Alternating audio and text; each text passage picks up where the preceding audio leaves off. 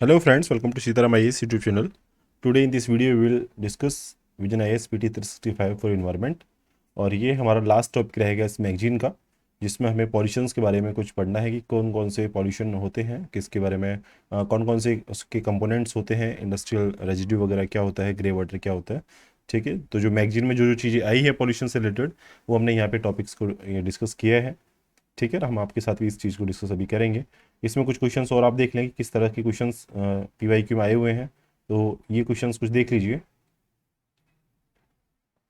किस तरह से कि WHO की एयर क्वालिटी गाइडलाइंस जो है इसके बारे में था कि PM 2.5 का और आपको कह सकते हैं कि PM 10 वगैरह जो पॉल्यूटेंट होते हैं इनका कितना लेवल यहाँ पे एक्सीड नहीं होना चाहिए, तो 24 आवर्स के लिए और आप कह सकते हैं कि एनुअल के लिए। ठीक है, तो इसमें आपको देखना था, इसमें ऐसे कुछ क्वेश्चंस थे। PM 10 का था, एक कुछ ऐसे थे कि एसिड रेन के कौन कौन से कंपोनेंट होते हैं, जैसे कि आपका नाइट्रोजन ऑक्साइड है, सल्फर ऑक्साइड, जैसे ऑप्शंस को यहाँ से टिक करना था। एक क्वेश्चन ऐसा भी आया कि मैग्नेटाइट पार्टिकल्स जो होते हैं जो न्यूरो डिजेनरेटिव प्रॉब्लम्स क्रिएट करते हैं, इन्वायरमेंट पॉल्यूटेंट की तरह कहलाते हैं। ठीक है, तो ये किस किस चीज़ से निकलते हैं। ठीक है, ऐसे कुछ क्वेश्चंस UPSC में प्रीवियस ईयर्स में पूछे गए हैं। और भी कुछ क्वेश्चन आप देख लीजिए कि रीजंस क्या हैं एक्सपोजर के लिए कि बेंजीन पॉल्यूशन जो होता है। ठीक है, तो वुड बर्निंग है, आपका टोबैको स्मोकिंग है, ऑटोमोबाइल एग्जॉस्ट है, ऐसे कुछ डेली लाइफ के जो एग्जांपल्स होते हैं यहाँ से पुट किए जाते हैं। फिर आपसे पूछा जाता है कि बेंजीन पॉल्यूशन किससे हो सकता है, तो वार्निस वगैरह है, ये सब चीज़ें वहाँ पे देखने को मिलेगी। अगला क्वेश्चन ये रहा, ये सेम क्वेश्चन यहाँ से रिपीट हो गया PM 2.5 के ऊपर। ये है कि क्रॉप बायोमास रेजिड्यू जो होता है उसको बर्न करने पे कौन कौन सी गैसें निकलती हैं। तो यहाँ पे कुछ आपको सल्फर ऑक्साइड है, मोनोऑक्साइड है, मेथेन है, ओजोन है, इसमें से सेलेक्ट करना था। फिर मेथिल हाइड्रेट है, इसके बारे में भी 3 स्टेटमेंट देखें। क्वेश्चन पूछा था कि ग्लोबल वार्मिंग जो है वो आपका मैथेन गैस जो है उसके रिलीज को ट्रिगर कर सकती है।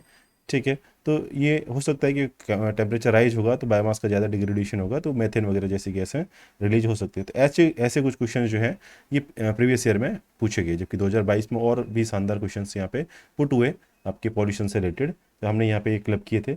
अब टॉपिक भी चलते हैं जो हमें डिस्कस करना है, वो कुछ ये मैगजीन में इस तरह से थे कि पहला टॉपिक आपका लाइट पॉल्यूशन के ऊपर था। अब लाइट पॉल्यूशन पे देखिए, एक होता है आपका इंटरनेशनल डार्क स्काई एसोसिएशन है, तो उसको IDA याद रखना है, और IDS ये वीक हर साल एनुअली मनाता है। लाइट पॉल्यूशन होता क्या है ये आप अच्छे समझ सकते हैं कि लाइट जब आप कह सकते हैं कि सोर्स से जनरेट तो होती है लेकिन मिस डायरेक्ट होती है, ये एक्सेसिव उसकी प्रेजेंस होती है, तो इस तरह के पॉल्यूशन को लाइट पॉल्यूशन कहते हैं। तो एग्जांपल देखिए, लाइट है, लाइट ट्रेसपास है, कलर टाइप की लाइट होती है, ग्लेयर है, ऐसी कुछ कंपोनेंट इसके यहाँ पे बनाए हुए हैं। अब इससे क्या होगा, इम्पैक्ट क्या क्या हो सकता है, आप इम्पैक्ट आराम से देख सकते हैं कि इससे क्या होगा, कॉलिजन हो सकता है, डिसोरिएंटेशन की परेशानी हो सकती है, बायोलॉजिकल रिदम जो है वो डिसरप्ट हो सकती है।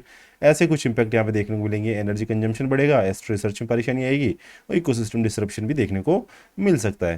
तो इस तरह की यहाँ पे प्रॉब्लम्स देखने को मिल सकती है लाइट पॉल्यूशन की वजह से। आगे चीज़ है कि सिंगल यूज प्लास्टिक जो है, SUP जो है, इसके बारे में 2022 से गवर्नमेंट ने, MOFCC ने एक नोटिफिकेशन जारी किया कि अब से SUP जो है वो बंद हो जाएगा। ठीक है, ये आपने अच्छे से पढ़ा। अब ये किस चीज़ के अंदर आइडेंटिफाई किया था ये आपको पता होना चाहिए। प्लास्टिक वेस्ट मैनेजमेंट जो आपके अमेंडमेंट थे 2021 के, उसमें इसको शामिल किया गया था। ठीक है, अब इसमें देखिए कौन सी प्लास्टिक जो है शामिल नहीं है, तो कंपोस्टेबल जो प्लास्टिक प्रोडक्ट होते हैं, ठीक है, जो डिग्रेड हो सकते हैं, उनको इसमें शामिल नहीं किया गया। और बाकी चीज़ें क्या है कि EPA 1986 के अंदर इसमें पेनल्टी लगाई गई। तो ये कुछ इसमें लिखा हुआ था। SUP क्या होता है, तो ये थोड़ी सी माइन्यूट डिटेल्स है, लेकिन ये पहले से आपके सामने है। पैकिंग का सामान जो है 120 माइक्रोन से बड़ी साइज की जो पॉलीथीन होंगी उसको अलाउ किया है। 15 to 75 को वहाँ से एकदम एलिमिनेट करने की बात यहाँ पे करी थी। ठीक है, तो इस तरह के अभियान कुछ यहाँ पे प्रोजेक्ट के फॉर्म में चले थे। और इसके अलावा एक ग्लोबल प्लास्टिक आउटलुक 2060 एक OECD की रिपोर्ट भी है, जो यदि न्यूज़ में आती है तो आपको पता रहना चाहिए, देख लेना कभी न्यूज़ में हो और या पेपर में आए तो, कि ग्लोबल प्लास्टिक आउटलुक 2060 किस ऑर्गेनाइजेशन से रिलेटेड है, तो आपको OECD उसको राइट में क्लिक करना है। अगला है ई वेस्ट मैनेजमेंट रूल 2020। अब देखिए, ई वेस्ट मैनेजमेंट मतलब इलेक्ट्रॉनिक वेस्ट से रिलेटेड कुछ चीज़ है। इसमें आपको किसने जारी किया, तो आपको इन्वायरमेंट के लिए मिनिस्ट्री है वो जारी करेगी। कहाँ से पावर इसमें ली गई है, तो EPA 1986 है आपका, जो इन्वायरमेंट से रिलेटेड जो रेगुलेशंस जितने भी बने उसके बाद में वो 1986 से वहाँ से पावर लेते हैं, उसमें कुछ अमेंडमेंट करके बनाए गए इन्वायरमेंट प्रोटेक्शन एक्ट से। इसके अलावा इसकी ई वेस्ट की डेफिनेशन में पहली बार दी है, और इसके अलावा यहाँ पे कुछ सर्टिफिकेट दिया जाएगा तो वो आपका पहले से 2016 से जो रूल्स चले आ रहे थे ई वेस्ट मैनेजमेंट के, उसी से सर्टिफिकेट दिया जा रहा है। सर्टिफिकेट अभी इस रूल्स में जारी नहीं किया है, तो ये थोड़ा सा आपको ध्यान रखना है। कौन सी चीज़ कवर नहीं होगी, तो ई वेस्ट के अलावा और भी चीज़ें, जैसे कि वेस्ट बैटरी है तो उसका वेस्ट बैटरी मैनेजमेंट रूल्स पहले से 2022 से चले आ रहे हैं। पैकेजिंग प्लास्टिक के लिए अलग से प्लास्टिक वेस्ट मैनेजमेंट रूल्स चला आ रहा है 16 से। माइक्रो एंटरप्राइजेज जो है वो माइक्रो, हाँ ये है, एमएसएमई एक्ट चल रहा है 2006 से। रेडियो एक्टिव वेस्ट है उसके लिए अलग से एक रूल है, वो है एटॉमिक एनर्जी का 1962 का एक्ट है। तो इन चीज़ों को अलग से रेगुलेट किया जा रहा है, और अभी सिर्फ इलेक्ट्रॉनिक वेस्ट के लिए अलग से रूल्स बनाए हैं। तो इस तरह से आपको मालूम चीज़ होनी चाहिए। आगे है SGWR रिपोर्ट आई 2021 की WHO की, ये है आपका state of global water resource. ठीक है, तो ये चीज़ हमने पहले भी मेंशन की, यहाँ पे दोबारा लिखी ताकि आपको याद रह जाए। इसके अलावा वर्ल्ड वाटर आपका डेवलपमेंट रिपोर्ट है यूनेस्को की, ये हमने पहले मेंशन किया था। ग्लोबल लैंड आउटलुक 2 है, तो ये इसको कौन करेगा, ये आपका UNCCD करेगा। तो ये रिवीजन के लिए दोबारा से चीज़ लिख दी, तो आपके सामने यहाँ पे मैंने रख दी है। आगे देखिए एयर पॉल्यूशन में, अब एयर पॉल्यूशन के लिए देखो NCAP टारगेट्स रखे जाते हैं। ठीक है, तो अब टारगेट जो है, पहले हमने 2024 के लिए जो टारगेट था कि हम NCAP के अंदर टारगेट रखेंगे 20 से 30%, ये हमारा पहले टारगेट था रिड्यूस करने के लिए। अब हम जो PM पार्टिकल्स जो हैं उनको 40% तक रिड्यूस करेंगे 2026 तक। तो ये NCAP में डेवलप किया गया है, ये डेवलपमेंट देखने को मिला है। अब देखिए इम्प्लीमेंट कहाँ हुआ है, तो 132 सिटीज़ में इम्प्लीमेंट हुआ है। 123 सिटीज़ ऐसी आइडेंटिफाई की गई जो नॉन अटेनेबल जो सिटीज़ हैं, मतलब जिन्होंने अभी तक जो NCAP के टारगेट्स थे उसके अंदर इसको ऐसा सिटीज़ को आइडेंटिफाई किया गया जो अभी तक पॉल्यूशन वहाँ पे ज़्यादा है और उन्होंने अभी पॉल्यूशन के लेवल को कम नहीं किया है। ठीक है, तो ये 5 साल से जो नहीं कर पाई हैं अपने टारगेट्स को अचीव, उन्हें नॉन अटेनेबल सिटीज़ बोलते हैं। और 15th फाइनेंस कमीशन जो है उसने कुछ 8 मिलियन प्लस सिटीज़ जो है प्राण के लिए, जो प्राण किसे क्या कहते हैं, portal for regulation of regulation air pollution in NAC। ठीक है, तो ये ऐसी कुछ सिटीज़ हैं उसमें पोर्टल लाया गया है रेगुलेशन के लिए एयर पोल्यूशन का, तो वो प्राण पोर्टल है। तो यहाँ पे मॉनिटर करेगा ये NCAP इम्प्लीमेंटेशन को। ठीक है, तो 15th फाइनेंस कमीशन ने क्या किया कि 8 मिलियन प्लस सिटी ऐसी कुछ आइडेंटिफाई करवाई है। ठीक है, जहाँ पे पॉल्यूशन का लेवल बहुत ही ज़्यादा बढ़ रहा है। अब फिर स्वच्छ वायु सर्वेक्षण एक चलता है जिसका नाम है NCAP से। ठीक है, और MOFCC के अंदर ये चलता है। तो ये सब चीज़ें आपको न्यूज़ में रहती हैं, तो वहाँ पे थोड़ा सा एक बार गूगल सर्च कर लें कि किस तरह से NCAP काम कर रहा है। ठीक है, नेशनल क्लीन एयर प्रोग्राम, इसका यदि आपको याद नहीं आ रहा हो फुल फॉर्म, तो ये है। ठीक है, WHO की गाइडलाइंस है, इसके ऊपर क्वेश्चन भी बना था, तो आपको बस कुछ चीज़ें पता होनी चाहिए कि PM 2.5 के लिए एक जो लेवल है जो इससे एक्सीड नहीं होना चाहिए वो है 5 माइक्रोग्राम पर मीटर क्यूब। ठीक है, और PM10 के लिए है कि ये 15 से माइक्रोग्राम से ज़्यादा नहीं होना चाहिए। ओजोन 60 से ज़्यादा नहीं होना चाहिए। NO2 SO2 और जो CO है कार्बन मोनोऑक्साइड, ये क्रमशः 10, 40 और 4। ठीक है, ये माइक्रोग्राम पर मीटर से ज़्यादा मीटर क्यूब से ज़्यादा नहीं होना चाहिए। तो ये आपको पता होना चाहिए। PM 2.5 और 10 का 5 और 15, ओजोन का 60, बाकी चीज़ें आप आसानी से पता रख सकते हैं। आगे चीज़ देखिए इसमें क्या है, आगे है आपका कि नॉर्म्स है थर्मल पावर प्लांट के लिए, फिर से वही मिनिस्ट्री एनवायरमेंट पॉल्यूशन वाली, इसने कुछ नॉर्म्स लाए। नॉर्म्स क्या है कि भाई जो PM पार्टिकल्स हैं, SO2 है, नाइट्रोजन ऑक्साइड है, ऐसे अदर कुछ और मरकरी जैसे कुछ जो पॉल्यूटेंट हैं जो वाटर यूज़ में बढ़ जाते हैं। ठीक है, तो उस डेडलाइन को फॉलो करने में ये थर्मल पावर प्लांट क्या है, पीछे रह रहे थे, जो 2017 इनको एक्सटेंड की गई थी डेडलाइन। ठीक है, तो ये आपको पता होना चाहिए कि अब यहाँ नए नॉर्म्स फिर से TPP के लिए, थर्मल पावर प्लांट के लिए इस मिनिस्ट्री ने लेके आए हैं। अब एक चीज़ होती है FGD, अपना आपने अच्छे से सुना होगा, फ्लू गैस डिसल्फ्राइजेशन एक मेथड होता है। इसमें क्या होता है कि फ्लू गैस को डिसल्फ्राइज किया जाता है। इसके लिए कुछ आया कि 3 तरह की कैटेगरीज बनाई गई कि कुछ ऐसी होंगी जो 10 किलोमीटर NCR में चलेंगी। ठीक है, एक ऐसी होगी जो 1 किलोमीटर है ना, B है जो 10 किलोमीटर तक चलेगी, और थर्ड है जो आपका रिमेनिंग एरिया के लिए वहाँ पे चलेगी। तो कुछ ऐसी प्रोसेस वगैरह चलती हैं, ऐसा कुछ कैटेगराइजेशन किया जाता है। ठीक है, तो ये आपको जब न्यूज़ में रहता है तो आप उस चीज़ को देखते रहें। ठीक है, with in 1 kilometre of NCR, तो ये आपका A हो जाएगा, 10 किलोमीटर तक B हो जाएगा। इसके अदर पार्ट में जो आपके थर्मल पावर प्लांट चलेंगे उनके लिए अलग अलग यहाँ पे इसके लेवल सेट किए जाते हैं। तो ये चीज़ें आपके ध्यान में रहनी चाहिए। ठीक है, इसके अलावा कोल थर्मल पावर प्लांट जो होते हैं वो लगभग SO2 जो है उसका आधा SO2 कंसर्न जो कह सकते हैं कि पॉल्यूशन जो है इन्हीं की वजह से होता है। 30% नाइट्रोजन ऑक्साइड का पॉल्यूशन इसी की वजह से होता है, मतलब इतना रिलीज करते हैं। ठीक है, एम्बियंट क्वालिटी जो होती है एयर की, एम्बियंट एयर जो होती है उसमें इतना पॉल्यूशन का जो लेवल है इन्हीं की वजह से होता है। तो 20% पार्टिकुलर मैटर की वजह से होता है पॉल्यूशन, 30% NOx की वजह से होता है, लगभग आधा जो है SO2 पार्टिकल्स की वजह से होता है। ठीक है। तो इस तरह से इनके पॉल्यूशन की लेवल है, तो आपको थोड़ा सा पता होना चाहिए कि इनमें कंपेरेटिवली कौन से सबसे ज़्यादा पॉल्यूटेंट है, तो वो है आपका SO2 सल्फर डाइऑक्साइड। इसके अलावा और चीज़ आपको यहाँ पे देखनी है, CAQM। CAQM क्या होता है आपका, एक क्वालिटी मैनेजमेंट के लिए क्या है आपका, एक टूल है एक तरीके से। और इसमें क्या है कि रिसेंटली आपने देखा होगा कि डोमेस्टिक या अदर जो यूज है कोल का, बैन इंडस्ट्रीज़ में हो, चाहे आपका तंदूर वगैरह में हो, ठीक है, होटल्स वगैरह में, वहाँ पे अभी दिल्ली में इसको बैन किया गया था। तो इसमें किस चीज़ को छोड़ा, तो वहाँ पे जो लो सल्फर कोल जो है थर्मल पावर प्लांट में, इसको एग्जम्प्ट अभी कर दिया है, बाकी और चीज़ों के लिए कोल को बंद कर दिया है। तो ये क्या है, आपकी स्टैचुरी बॉडी है CAQM, जो NCR एक्ट 2021 से आई, ठीक है। और इसको जिसकी अपील जो है वो NGT में की जाती है। तो CAQM आपको मालूम होना चाहिए, जो दिल्ली में वर्क कर रही है, ठीक है। इसके अलावा और चीज़ क्या है, एक है आपका GRAP program, graded response action plan है, ठीक है। ये क्या करता है, आपका एयर पोल्यूशन को NCR में, सिर्फ NCR में एड्रेस करने के लिए काम आता है। तो ये चीज़ आपको थोड़ी सी आइडिया होना चाहिए कि भाई ग्रैप प्रोग्राम क्या काम कर रहा है। तो इसमें 4 स्टेज रखे, 1 2 3 4। और फर्स्ट में है पुअर, जो 200 से 300 तक होता है, ठीक है। सेकंड है वेरी पुअर, 300 से 400। सीवियर में 400 से 450, 450 सुपर जो है आपका, वो फोर्थ होता है, जो आपका सीवियर से भी हाई होता है, ठीक है। तो इस तरह से ग्रे प्रोग्राम सिर्फ दिल्ली के लिए चल रहा है। और अभी दिल्ली में CAQM की जो आपकी क्लीन एयर क्वालिटी मैनेजमेंट के टूल की तरह ये काम जो कर रहा है, NCR एक्ट 2021 में स्टैच्यूटरी बॉडी बनाई गई, ठीक है। तो इसने वहाँ पे कुछ कोल के यूज़ की पॉल्यूशन को यूज़ को बैन वहाँ पे किया है। एक टर्म है बायो कंपोजर। तो बायो कंपोजर क्या होता है, स्टेबल बर्निंग को कर्ब करने के लिए कुछ एक कह सकते हैं कि एक मटेरियल है जिसे बायो कंपोजर कहते हैं, ठीक है। और इसको अभी एक बायो कंपोजर कुछ बीट कैप्सूल की तरह कुछ बनाया है IARI ने, ठीक है, ताकि स्टेबल जो है उसको एज ए मैन्योर उसको कन्वर्ट किया जा सके। तो आपका ये एक तरह से कैप्सूल की फॉर्म में भी कुछ चीज़ें डेवलप IARI ने की है। इसके अलावा WHO का एयर क्वालिटी का डेटाबेस है कुछ, तो 1987 से ये काम किया जा रहा है। और अभी लेटेस्ट में 2021 में पार्टिकुलेट मैटर है, ओजोन है, NO2 है, SO2 है, इसके लिए नया जारी किया गया था। इस पर आपका WHO के एयर क्वालिटी के लिए क्वेश्चन पूछ लिया प्रीलिम्स में, ठीक है। इसके अलावा एक चीज़ और थी जो इसमें डिस्कस करनी थी, वो है आपका NARFI। ये क्या है, national air quality resource framework of India. अब इसमें क्या होता है कि एक इन्फॉर्मेशन मैकेनिज्म है जो हेल्प करेगा डिसीजन मेकर्स को, ठीक है। तो ये किसने डेवलप किया, ये एक तो NIAS एक संस्था है बेंगलुरु की, और एक PSA है, ठीक है। तो इसके कुछ नाम आप याद रखें। और NARFI जो आपका national air quality resource framework जो है ऑफ इंडिया, इसको बस एक रिसोर्स फ्रेमवर्क की तरह इसको याद रखें एयर क्वालिटी के लिए, जो नेशनल लेवल पे वर्क कर रहा है। अब BS6 आपने अच्छे से सुना होगा। तो BS6 आपका यहाँ पे देखिए 2020 से जारी हुआ, और BS1 जो आया 2001 में आया।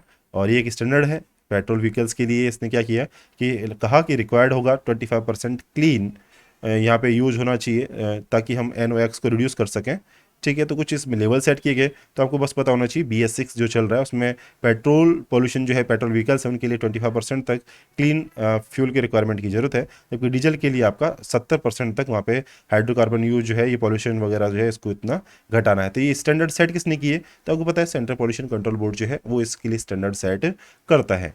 इसके अलावा जो चीज़ें हैं वो है आपका पैलेटाइजेशन। अब पैलेटाइजेशन क्या है, देखिए एक मेडिस्टो नाम से कोई चीज़ बनी, तो पैलेटाइजेशन आपका है कि जिसमें जो कह सकते हैं कि पहले तो देखिए कोई चीज़ होती है जैसे बायोमास वगैरह, उसका श्रेड करते हैं उसको, उसके बाद उसको सुखाते हैं, ग्राइंड करते हैं, फिर उसके बाद में पैलेट बनाते हैं, ठीक है। तो वो एज ए कह सकते हैं फ्यूल की तरह काम आता है। तो इस मैकेनिज्म को पैलेटाइजेशन बोलते हैं। एक होता है टोरिफेक्शन। टोरिफेक्शन क्या आपका थर्मल डिग्रेडेशन जो होता है ऑर्गेनिक बायोमास का, उसको मतलब टेम्परेचर उसको देके, मतलब हीट देके उसको बनाया, डिग्रेड किया है, तो टोरिफेक्शन है। और उसको सिर्फ श्रेड करके, ड्राई करके, ग्राइंड करके और उसको फिर पैलेट बनाया, तो आपका पैलेटाइजेशन है, ठीक है। एक चीज़ है कि ब्रेथ लाइफ कैंपेन चल रहा है। तो किसने चलाया ब्रीथ लाइफ कैंपेन, आपका WHO, UNEP और आपका CCAC कोalition फॉर क्लीन एयर।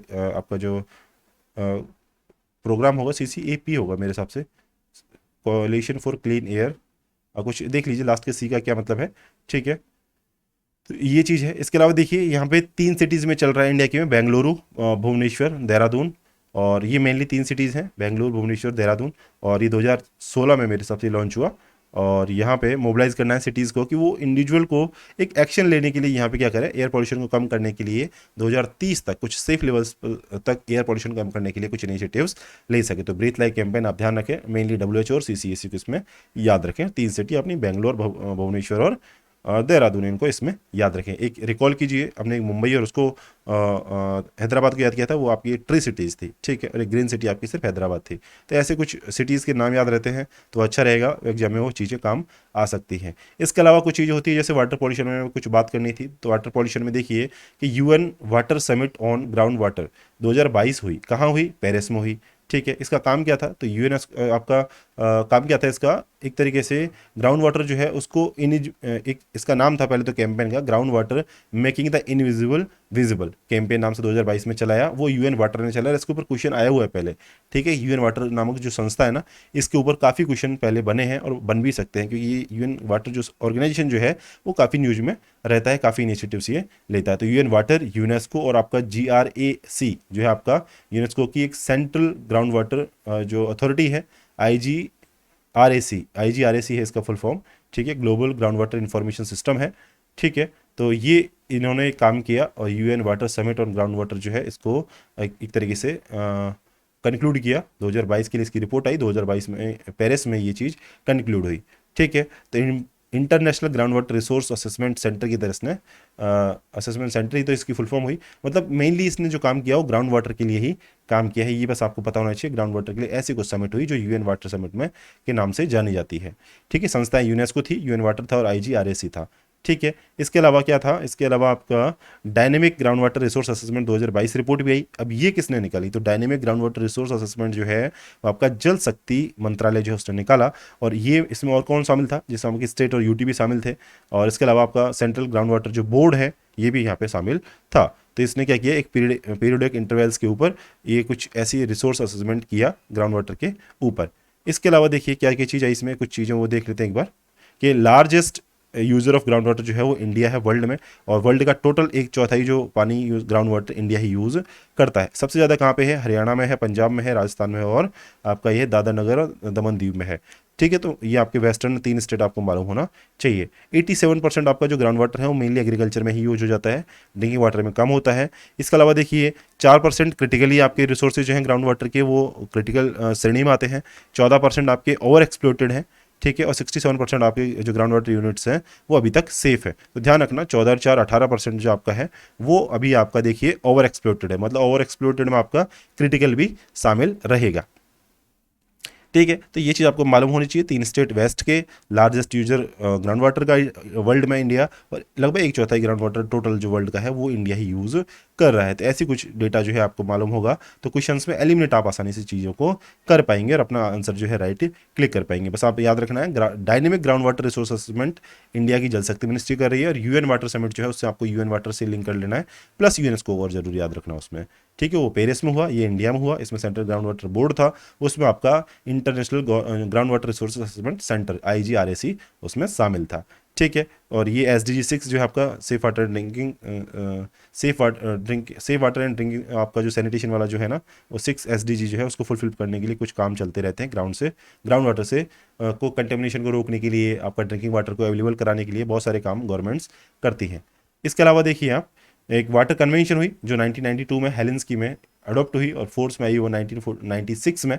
तो इंटरनेशनल लीगल इंस्ट्रूमेंट है जो इंटर गवर्नमेंटल प्लेटफॉर्म की तरह वर्क करता है, इसे बोलते हैं वाटर कन्वेंशन। इसका काम क्या है कि भाई सस्टेनेबल यूज जो है ट्रांस बाउंड्री वाटर रिसोर्सेज जो है उनका इंश्योर करना है, ताकि जो ट्रांस बाउंड्री वाटर रिसोर्सेज हैं उसको सस्टेनेबली लोग जो है कंट्रीज जो है यूटिलाइज कर सके। एक आपकी चीज़ आई WWF जो आपकी वर्ल्ड वाटर फोरम। अब वर्ल्ड वाटर फोरम क्या है? ये आपकी 9वीं वर्ल्ड वाटर फोरम है जो डकार सेनेगल में अभी कंक्लूड हुई 2022 में हुई, और ये फर्स्ट एवर आप ये कह सकते हैं ट्रांस बाउंड्री यहाँ पे कुछ बातें हुई वाटर कन्वेंशन के ऊपर, ठीक है। तो इसके अलावा वर्ल्ड की लार्जेस्ट इवेंट था ये वाटर के लिए, जो हर तीसरे साल में ये वर्ल्ड वाटर फोरम होती है, और ये कब से चली आ रही है? 1997 से चली आ रही है। यहाँ पे वर्ल्ड वाटर जो आपकी काउंसिल है, ठीक है, एक जो थिंक टैंक की तरह काम करता है, इसने पार्टनरशिप में कुछ काम किया, ठीक है, और इसने प्रोवाइड किया एक यूनिक प्लेटफॉर्म की तरह। तो वर्ल्ड वाटर फोरम जो है बस इसको याद रखिए, जैसे जैसे आपका टाइगर फोरम जो है, इंटरनेशनल टाइगर फोरम जो है वो टाइगर के लिए काम करती है, ऐसे वर्ल्ड वाटर फोरम जो है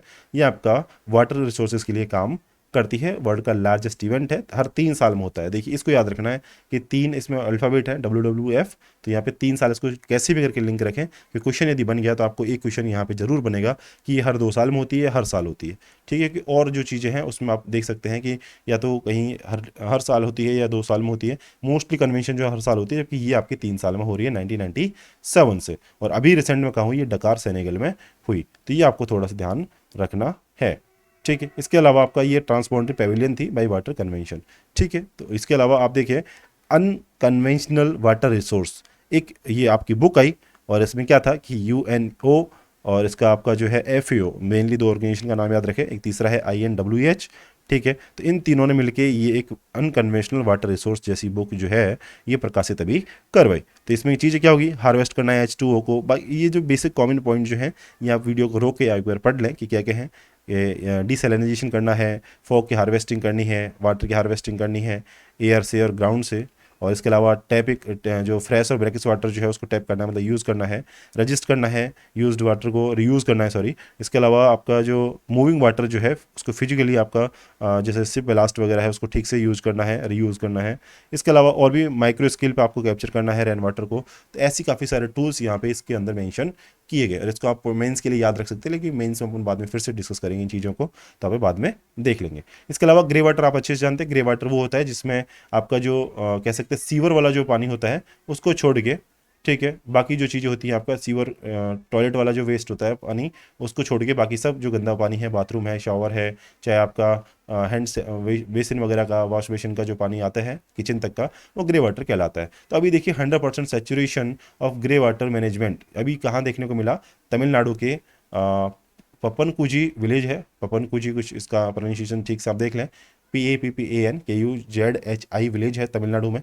इसने 100% सेचुरेशन अभी किया। तो वाटर कौन सा होता है ये आपको मैंने बता दिया, बस इसमें ऑप्शन आएगा कि टॉयलेट वाटर को ऑप्शन में वहाँ पे टेक देंगे और आपको बस वो वहाँ से रिमूव करना है। तो देखिए ये क्या होता है, इसमें हाई मात्रा होती है नाइट्रोजन की और फास्फोरस की, तो अच्छा फर्टिलाइजर की फॉर्म में भी काम कर सकता है। तो हैवी मेटल कंटेमिनेशन अगला टॉपिक हम डिस्कस करते हैं कि हैवी मेटल कंटेमिनेशन अभी एक जो रिपोर्ट आई उसमें बताया कि रिवर्स का 75% जो रिवर्स हैं उनको मॉनिटर किया, तो उसमें पता चला कि इसमें हैवी मेटल कंटेमिनेशन ज़्यादा देखने को मिल रहा है। ठीक है, और एक कुछ इसमें नेचुरली अकरिंग एलिमेंट्स भी होते हैं जिसका हाई एटॉमिक वेट होता है और डेंसिटी वाटर की डेंसिटी से 5 गुना ज़्यादा होती है, तो उसे हैवी मेटल हम कहेंगे। और नाम आपको पता है, लेड है, आयरन है, आपका निकल है, कैडमियम है, आर्सेनिक है, कॉपर है और आपका मरकरी वगैरह है। तो ये सब चीज़ आपकी हैवी मेटल में आती हैं। इफेक्ट क्या होगा, देखिए सबसे बड़ा इफेक्ट जो है ना हैवी मेटल्स का वो है आपका अल्जाइमर और न्यूरो डिजेनरेटिव वाली डिजीज होती हैं, पार्किंसन है, ये इसमें मेनली देखने को मिलती है। इससे क्या होता है आपका बायोडिग्रेडेबिलिटी जो आपकी ऑर्गेनिक पॉल्यूटेंट्स जो है उनकी अफेक्ट होती है और डिस्टर्ब होता है, इससे आपका फोटोसिंथेसिस। तो ये आपको पता होना चाहिए। इसको रिमूव करने के लिए क्या है, इनको रिमूव करने के लिए नैनो पार्टिकल्स का यूज किया जाता है। ठीक है, अब इससे आर्सेनिक से क्या हो सकता है और आपके फ्लोरीन से क्या होता है, फ्लोराइड से क्या हो सकता है, मैग्नीज है, यूरेनियम से किडनी फेल हो सकती है, नाइट्रोजन से आपका ब्लू बेबी सिंड्रोम वगैरह होता है। तो ऐसी काफ़ी सारी चीज़ें हैं। आर्सेनिक से आपका ब्लैक फुट डिजीज़ वगैरह, लीवर, किडनी और ऐसे ऑर्गन्स जो हैं फेल हो जाते हैं। स्केलेटन डेंटल वगैरह का जो परेशानी जो फ्लोराइड की फ्लोरोसिस जो है उसकी वजह से हो जाती है। तो ऐसे हैवी मेटल कंटेमिनेशन की एक बार आप गूगल सर्च कर लें या फिर मुझे टेलीग्राम करें। मैंने आपको सीताराम IAS_UPSC टेलीग्राम चैनल बनाया, वहाँ पे मैं शेयर करूँगा इसके बारे में कि हैवी मेटल कंटेमिनेशन के बारे में टॉपिक को, वहाँ पे एक रिसर्च है, ठीक है, उसको मैं आपको शेयर कर दूंगा, आप उसको पढ़ लें और वहाँ से देख लें कि क्या चीज़ें देखने लायक हैं और क्या वहाँ पे स्किप करनी है। इसके अलावा देखिए फाइब्रोस मेम्ब्रेन फिल्टर, ये क्या है, एक तरीका IIT मंडी ने एक फिल्टर बनाया, ये एज ए बायोपॉलीमर यूज़ किया जा सकता है। ठीक है, और इसका काम क्या होगा, ये सेपरेट करेगा हैवी मेटल को वाटर सैंपल से। तो ऐसा कुछ काम फाइब्रोस मेम्ब्रेन फिल्टर की तरह कुछ IIT मंडी ने डेवलप किया। इसके अलावा एक लेड पॉइजनिंग भी होता है, नीति आयोग और CSIR पे काम कर रहे हैं। सबसे ज़्यादा आपके जो ये CNP प्लेटी वाले जो रीजन है, जैसे बिहार, UP, उसके ऊपर वाले हुए MP है, झारखंड, छत्तीसगढ़, आंध्र प्रदेश वाला रीजन जो है, यहाँ पे ब्लड में लेड का लेवल काफ़ी ज़्यादा देखने को मिला है। इससे होता क्या है, इससे प्रीमेच्योर बर्थ जो हो जाते हैं और बॉडी ससेप्टेबल होती है एनीमिया जैसी बीमारियों के लिए, IQ बच्चों का कम रहता है और इसके बाद में टायर्डनेस और स्टमक पेन वगैरह चीज़ देखने को मिलती है। अब लेड के बारे में बात करें तो लेड क्या है, आपका अर्थ क्रस्ट पे नेचुरली मिल जाता है, माइनिंग में हो, चाहे स्मेल्टिंग हो, चाहे रिफाइनिंग हो, ठीक है, ऐसी चीज़ों में लेड जनरेट हो जाता है, प्रोड्यूस हो जाता है, और वो एज ए पॉल्यूटेंट वर्क वहाँ पे करता है। हाउस होल्ड प्रोडक्ट हैं जैसे कॉस्मेटिक्स हैं, आयुर्वेद मेडिसिन वगैरह जो होती है उसमें भी लेड देखने को मिलता है। पीसीबीज हो, बैटरीज हो, आपका कोई और वाटर बॉडी जो है उसमें भी ये चीज़ देखने को मिलती है। ये आपको बेसिकली मालूम है कि पीसीबी बैटरीज में भी लेड देखने को मिलता है। और यदि यहाँ पे बात करें तो है PFAS। अब PFAS क्या है? पर एंड पॉलीफ्लोरो एल्किल सब्सटेंसेस होते हैं। अब ये क्या होते हैं? रेन वाटर जो है दुनिया भर का, उसमें कहा है कि रेन वाटर जो है PFAS से आपका कंटेमिनेटेड होता है। मतलब वहाँ पे क्या होता है, फ्लोरो एल्किल सब्सटेंसेस देखने को मिलते हैं। अब देखिए ये क्या है, तो ये ऐसे कुछ केमिकल्स हैं, फ्लोरो एल्किल सब्सटेंसेस, जिसमें फ्लोरिनेटेड कार्बन चेन वहाँ पे देखने को मिलती है। तो इन्हें हम कहते हैं फॉरएवर केमिकल्स, क्योंकि ये कभी डिग्रेड इजीली होते ही नहीं है, क्योंकि यहाँ पे कार्बन और फ्लोरीन के बीच में जो आपका बॉन्ड है वो थोड़ा स्ट्रांग होता है। तो सम जो आपके कुछ PFAS जो हैं वो बैन है, जो आपकी स्टॉकहोम कन्वेंशन जो है POPs के ऊपर, उसमें बैन किए गए, लेकिन फिर भी ये चीज़ देखने को मिलती है। कंसर्न क्या है? फर्टिलिटी घट जाती है, बॉडी हार्मोन है उसकी वर्किंग घट जाती है, कोलेस्ट्रॉल बढ़ जाता है, लीवर किडनी टेस्टिकल कैंसर वगैरह, टेस्टिकल कैंसर जो है ये आपका बढ़ जाता है। और ब्लड में आपका कह सकते हैं कि ये पाए जाते हैं, लोगों के और जानवरों के भी। और यहाँ पे कैप्चर करना, इसको डिस्ट्रॉय करना काफ़ी डिफिकल्ट होता है। तो आपको पता होना चाहिए पॉलीफ्लोरो एल्किल सब्सटेंसेस, ठीक है। और इसको क्या बोलते हैं? आपको फॉरएवर केमिकल्स भी बोलते हैं। अब इसके लिए मेजर्स क्या लिया कि मेजर सबसे बड़ा है, इसको अवॉइड करो ऐसे इस तरह से इन सब्सटेंसेस को यूज करने से, और इसका सेफ अल्टरनेटिव कुछ यूज करो। सेफ डिस्पोजल ही मेनली इसका सेफ अल्टरनेटिव होता है। कॉमन यूज़ क्या है? जैसे नॉन स्टिक जो आपके पेन वगैरह होते हैं उसमें यूज होता है। वाटर एंड ऑयल प्रूफ कपड़े जो होते हैं, और आपका फायर फाइटर जो फॉर्म्स होती हैं, स्टेनलेस आपके स्टेन रेजिस्टेंट जो कुछ चीज़ें होती हैं, पर्दे हैं, कारपेट हैं, फूड की पैकेजिंग के सामान हैं, बायोसाइड्स हैं, क्लीनिंग एजेंट हैं, आपका इम्प्रेगनेशन स्प्रे वगैरह जो होती हैं, ये सब चीज़ों में कॉमनली यूज होता है। तो फ्लोरो एल्किल सब्सटेंसेस, ठीक है। एक ध्यान रखें, बेंजीन बेंजीन पॉल्यूशन पे भी एक क्वेश्चन आया था। तो बेंजीन है, हाइड्रोकार्बन से रिलेटेड जो आपके सब्सटेंसेस हैं, इनको थोड़ा सा यदि पॉल्यूशन के फील्ड में इनकी यदि आपको स्टडी करने को मिलती है तो आप उनको अलग से याद रखने की कोशिश करें, क्योंकि ऐसे क्वेश्चंस काफ़ी अभी UPSC प्रिडिक्ट आप कर सकते हैं और पूछ भी रहा है। इसके अलावा देखिए एक आपका कुछ वाटर पॉल्यूटेंट एक NP नाम से है, उसको बोलते हैं नॉनिल फेनल, ठीक है। तो नॉनिल फेनल क्या है? ये ड्रिंकिंग वाटर में इंडिया में देखने को मिला, और ये डिटर्जेंट और आपका जो वेटिंग एजेंट जो होते हैं उसमें यूज किया जाता है। और इसका कोई स्टैंडर्ड अभी तक सेट नहीं किया है कि ड्रिंकिंग और आपका जो सरफेस वाटर जो है उसमें कितना ये अलाउड है नॉनी फेनॉल, ये आपको थोड़ा सा पता होना चाहिए। और UNEP ने कह दिया है कि नॉनी फेनॉल जो है एक केमिकल है जो ग्लोबल कंसर्न का बना हुआ है। तो ऐसी कुछ चीज़ें हैं जो UNEP ने मेंशन की है, लेकिन इंडिया में इसका कोई अभी तक लेवल डिसाइड नहीं हुआ है। इसके अलावा एक एंडोसल्फेन है, आपको अच्छे से मालूम होगा। एक ये क्या है? ऑर्गेनोक्लोराइड बायोसाइड है, ठीक है। सुप्रीम कोर्ट ने अभी डायरेक्ट किया था केरला को कि वो 5 लाख रुपए पे करेगी हर उसको जो इस एंडोसल्फेन की वजह से वहाँ पे पीड़ित है, ठीक है। तो क्योंकि ये काम किया जाता है कंट्रोल करने के लिए पेस्ट को और आपका टर्माइट वगैरह को, ठीक है। तो इसके लिए बैन भी किया गया इसको 2012 में सुप्रीम कोर्ट ने, और अंडर स्टॉकहोम कन्वेंशन जो है उसमें भी इसको बैन किया गया है। तो 2020 से इस पर कंप्लीट बैन चल रहा है। तो एंडोसल्फेन आप याद रखें, एक आपका बायोसाइड है, ऑर्गेनो क्लोराइड बायोसाइड इसको कहते हैं। माइक्रो प्लास्टिक के बारे में देखिए, जिसकी साइज प्लास्टिक की 5 mm से कम होती है वो माइक्रो प्लास्टिक कहलाता है। IISc जो है आपका बेंगलोर वाला, इसने कुछ स्टडी किया कि कावेरी रिवर की जो फिश है इससे सबसे ज़्यादा हार्म हो रही है। इसमें क्या किया कि इसमें शामिल किया माइक्रो फाइबर्स को, कुछ फ्रेगमेंट्स को, पैलेट्स को, फ्लैक्स को, शीट फॉर्म वगैरह जो होती हैं, इन सब को माइक्रो प्लास्टिक में शामिल कहा, और कहा बोले ये सब चीज़ें हैं जो हैं ये रिवर कावेरी रिवर की जो फिश है उसको हार्म करें। इसके अलावा साइक्लोहेक्सिल आपके जो ग्रुप केमिकल्स जो होते हैं वो कॉमनली आपके एग्रीकल्चर फार्मा में यूज किए जाते हैं, ठीक है। तो बस आप याद रखें माइक्रो प्लास्टिक की साइज 5 mm से कम है, और PM 2.5 का लेवल 5 से 5 माइक्रोग्राम पर मीटर क्यूब से ज़्यादा नहीं होना चाहिए, और आपका 10 PM 10 का लेवल आपका 15 माइक्रोग्राम पर मीटर क्यूब से कम, मतलब ज़्यादा नहीं होना चाहिए, ये ध्यान रखना है। नैनो पार्टिकल क्या होता है? 1000 नैनोमीटर से कम साइज के पार्टिकल्स नैनो पार्टिकल्स कहलाते हैं। तो पॉलीस्टायरीन नैनो पार्टिकल्स की बात चले या फिर PVC नैनो पार्टिकल्स की बात चले तो ये सेल डैमेज कर सकते हैं, और इन्फ्लेमेशन जैसी चीज़ें ह्यूमन के बॉडी में ये जनरेट कर सकते हैं। तो ये चीज़ आपको देखने को मिलेंगी इस मैगजीन में कंप्लीट, ठीक है। तो ये आपको पता होना चाहिए। एक लास्ट में एक चीज़ थी जिसको बोलते हैं अर्थ गंगा। अर्थ गंगा क्या था कि ये NMC national mission for clean Ganga वाला जो प्रोजेक्ट था 2019 से जो चल रहा था, उसमें आपका नेशनल गंगा काउंसिल जो है उसकी मीटिंग अभी रिसेंट में कानपुर में हुई। तो वहाँ पे कहा कि भैया GDP का 3% हम गंगा बेसिन से ही जनरेट करेंगे, और इसमें हम 1000 करोड़ से ज़्यादा का बेनिफिट लेंगे, ठीक है। तो ऐसा कुछ यहाँ पे कहा, जिसको प्रोजेक्ट का नाम दिया अर्थ गंगा। तो 3% इसका टारगेट याद रखें। 2019 से NMCG काम कर रहा है नेशनल गंगा काउंसिल मीटिंग्स की फॉर्म में। और इसके अलावा कुछ इनिशिएटिव लिए गए पानी के लिए, लिए जैसे जलज है, तो जलज क्या है, स्मॉल शॉप वगैरह खोली जाएंगी फ्लोटिंग मोबाइल सेंटर्स के फॉर्म में, ठीक है, गंगा रिवर के ऊपर। और इससे आपका क्या होगा, टूरिज्म रिलेटेड पोर्टल्स जो है IM अवतार जैसा कुछ चलाया गया, और MOU किया गया NMCG और सहकार भारती के बीच में। DCGs कुछ थी आपकी डिस्ट्रिक्ट गंगा कमेटी। अब डिस्ट्रिक्ट गंगा कमेटीज़ क्या होती हैं कि MOGS जो है, मिनिस्ट्री ऑफ जल शक्ति जो है, उसने एक डिजिटल डैशबोर्ड DGCs की परफॉर्मेंस को मॉनिटर करने के लिए जारी किया, ठीक है। तो ये आपको थोड़ा सा मालूम होना चाहिए कि DGC कहाँ से, गंगा रिवर से रिलेटेड है, और एक आपका डिजिटल डैशबोर्ड इसके लिए जारी किया है मिनिस्ट्री ऑफ जल शक्ति ने। एक आपका SWWW 2022 है, ये क्या है आपका, स्टॉकहोम वर्ल्ड वाटर, आपका कह सकते हैं कि ये वीक है, वर्ल्ड वाटर वीक और बाई इसको स्टॉकहोम। और ये किसने किया, CVSIWN इसको जारी किया। CV क्या है आपका, स्टॉकहोम इंटरनेशनल वाटर इंस्टीट्यूट, इसने किया। ये नॉन फॉर प्रॉफिट इंस्टीट्यूट है, और ये वाटर सैनिटेशन और रिसोर्स मैनेजमेंट और वाटर आपका डिप्लोमेसी है, इसके लिए काम करता है। तो बस इसको याद रखें, SWW 2022 Stockholm world water week जारी हुआ, और ये आपका CV Stockholm international water institute ने इसको जारी किया। और ये क्या है आपका, नॉट फॉर प्रॉफिट इंस्टीट्यूट है। CVSWW और नॉट फॉर प्रॉफिट, ये आप मेन चीज़ें याद रखें। काम करेगा sanitation, water management, resource management और वाटर डिप्लोमेसी की फील्ड में, ठीक है। कुछ और वाटर से रिलेटेड आपका देख सकते हैं कि कंजर्वेशन मेजर्स लिए गए, जैसे कि भारत टैप है, तो मिनिस्ट्री ऑफ हाउसिंग ने इसको यूज किया। अमृत 2.0 और आपका स्वच्छ भारत मिशन 2.0 के अंदर इसको काम में लिया जा रहा है। इसका मतलब क्या है भारत टैप का, कि हम लगभग 40% तक पानी बचाएं और एनर्जी को भी बचाएं। तो ऐसे भारत टैप वाला मिनिस्ट्री ऑफ हाउसिंग का आप ध्यान रखें, ये जल शक्ति मिनिस्ट्री से एसोसिएटेड नहीं है, और अमृत 2.0 और SBM के अंदर ये चल रहा है। एक निर्मल जल प्रयास है। अब ये देखिए, ये क्या है आपका, एक आपका national real estate development council जो है, जिसे बोलते हैं NAREDCO, इसने मिनिस्ट्री ऑफ हाउसिंग के अंदर ये काम किया है। ये एक ऑटोनोमस सेल्फ रेगुलेटरी बॉडी है, तो यह ध्यान रखें, 1998 से चल रही है, ऑटोनोमस बॉडी है और सेल्फ रेगुलेटरी है, ठीक है। तो ये निर्मल जल प्रयास इसी ने किया है। काम क्या है कि ग्राउंड वाटर को मैप करेगी और बचाएगी लगभग 500 करोड़, ऐसा कुछ इसने टारगेट दिया है।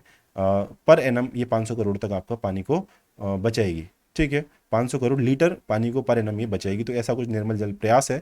ये आपका autonomous self regulatory body 1998 money उसने किया है, और ये आपका रियल एस्टेट डेवलपमेंट काउंसिल है, ठीक है। ये आप देख लें कि मिनिस्ट्री ऑफ हाउसिंग के अंदर है। भारत टैप भी आपको मिनिस्ट्री ऑफ हाउसिंग से लिंक करना है, और वहाँ पे 40% पानी बचाना है, और यहाँ पे 500 करोड़ लीटर पानी बचाना है। ये थोड़ी सी चीज़ आप वहाँ पे ध्यान रखें। एक जलदूत ऐप है, ये मिनिस्ट्री ऑफ रूरल डेवलपमेंट का है। देखिए यहाँ पे 3-4 जो ये चीज़ें हैं ना, ये आपको अलग अलग मिनिस्ट्री से काम आएंगी, तो आप ध्यान रखें। भारत टैप और निर्मल जल जो है आपका, वो मिनिस्ट्री ऑफ हाउसिंग का है। जलदूत ऐप आपका मिनिस्ट्री ऑफ रूरल डेवलपमेंट का है। उसका काम क्या है कि आइडेंटिफाई करेगा ग्राउंड वाटर लेवल को, ठीक है।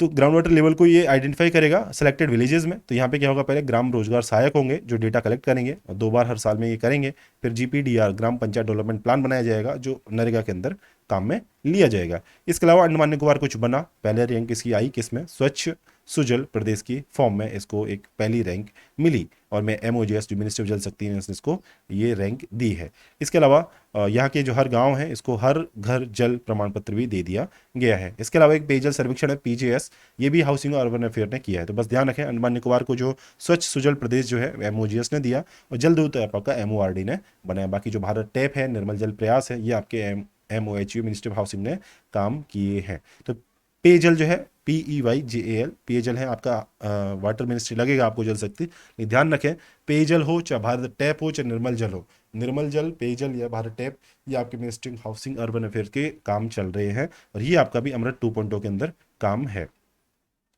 ठीक है। तो यहाँ पे क्या होगा, एक मॉनिटरिंग होगी, मॉनिटरिंग टूल्स की तरह काम करेगा, एसलेट करेगा, ठीक है। अब अमृत मिशन को, तो ये चीज़ें यहाँ पे देखने को आपको मिली। तो यहाँ पे ये अपना पॉल्यूशन का टॉपिक कंप्लीट हुआ, ठीक है, और ये मैगजीन भी लगभग कंप्लीट हुई। एक टॉपिक इसमें बचा है, वो है आपका अल्टरनेट एनर्जी वाला।